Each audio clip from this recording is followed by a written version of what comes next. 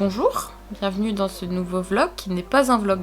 Ça fait une semaine que j'essaye de tourner cette vidéo. Ça fait une semaine que j'ai des angoisses de ouf. Ça fait une semaine que j'y arrive pas. Et du coup c'est un peu paradoxal parce que cette vidéo va parler d'échecs. C'est méta. Pour vous remettre un peu dans le contexte, j'avais prévu de faire un vlog en partant chez une amie que je vous avais un petit peu teasé en plus de ça dans une autre vidéo qu'on mettra en fiche ici. Et en fait plusieurs choses que j'ai pas prévues, c'est que notamment on n'était pas tout à fait sur la même longueur d'onde sur ce que j'allais filmer. Et du coup ça s'est pas du tout passé comme je l'avais prévu. Donc j'avais prévu de filmer plein de choses avec elle, etc. Et en fait elle avait prévu que je filme plein de choses mais sans elle. Et comme ça s'est pas passé comme prévu, j'ai pas réussi à faire une vidéo. Je vais quand même vous montrer 2-3 petites images que j'ai pu faire là-bas qui sont sympathiques à regarder parce que ça vaut quand même un peu le détour, c'était joli. Mais on va surtout parler de quelque chose qui me tient à cœur et qui, comme vous pouvez le voir, m'angoisse, c'est la peur de l'échec. Le truc que je me suis dit, c'est de creuser un petit peu le thème de l'échec pour savoir pourquoi ça angoisse autant les gens. Parce que je pense que je suis pas non plus la seule à avoir peur. Jusque là, je pense que je me cours pas trop. Les sources sont fiables. Pour qu'on soit tous bien d'accord, on va définir l'échec. L'échec, selon Robert, c'est le fait de ne pas réussir ou de ne pas obtenir quelque chose. La peur de l'échec, c'est une peur irrationnelle. C'est comme toute angoisse, c'est irrationnel. C'est-à-dire que vous aurez beau faire tout ce que vous voulez, vous aurez beau vous dire que c'est pas grave, ça va vous angoisser.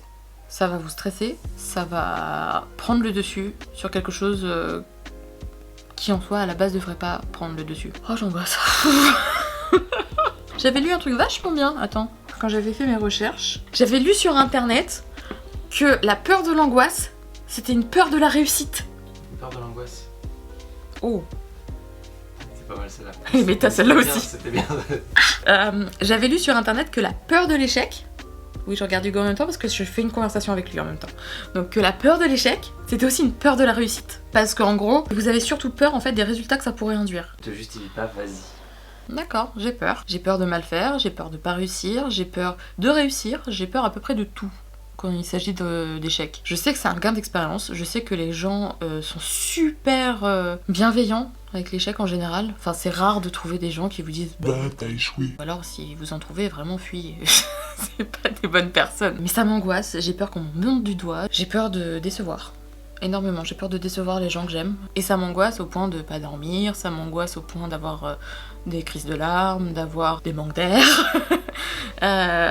C'est vraiment pas agréable. Et en soi, j'y peux rien. J'y peux rien autant dans le fait de pas réussir, parce que c'est humain, parce que c'est normal de pas réussir tout dans sa vie. J'ai peur du changement, j'ai peur... Imaginons, dans un monde où cette chaîne marche, j'ai peur du succès. Ouais, non mais je sais qu'il y a des gens qui vont me dire t'as peur du succès, pourquoi tu te mets sur internet?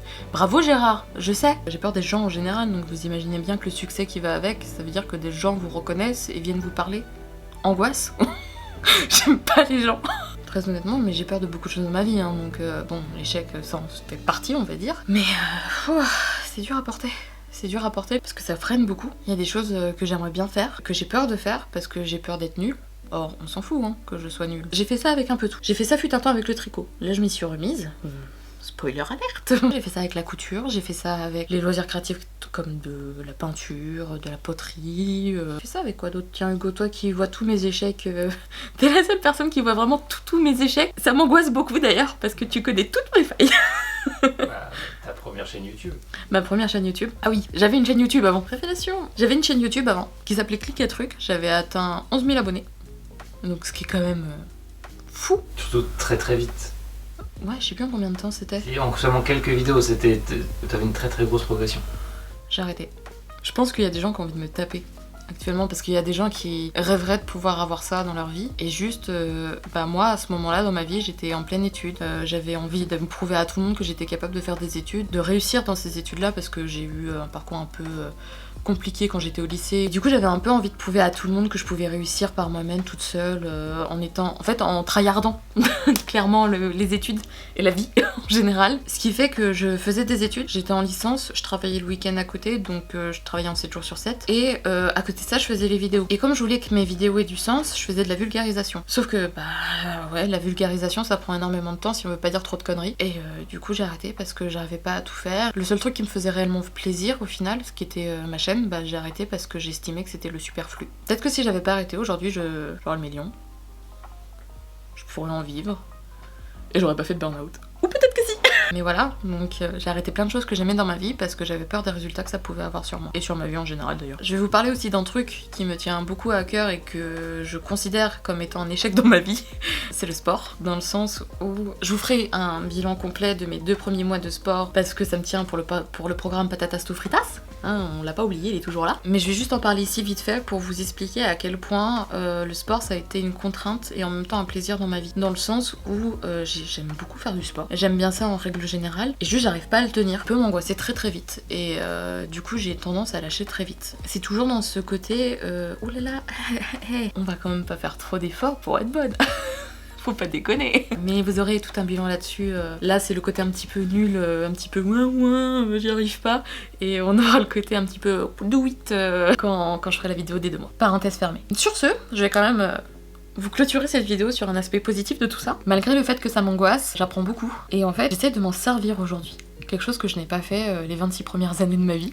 C'est aussi pour ça que j'ai arrêté de travailler. Parce que en fait, j'ai tellement tiré sur ma corde pour prouver des choses, parce que je voulais faire tout parfaitement et prouver au monde entier que j'en étais capable, que je me suis épuisée, autant mentalement que physiquement. Ça va faire le lien avec, attention, transition, avec le fait que échouer c'est bien. J'ai jamais été aussi fière de moi qu'aujourd'hui. J'ai arrêté parce que j'en pouvais plus. J'ai eu la force de dire stop. Je recommence à faire des activités qui me plaisent, dont cette chaîne YouTube, et ça c'est un peu fou, je dois l'avouer. Je refais des activités que je faisais plus du tout et qui me manquaient.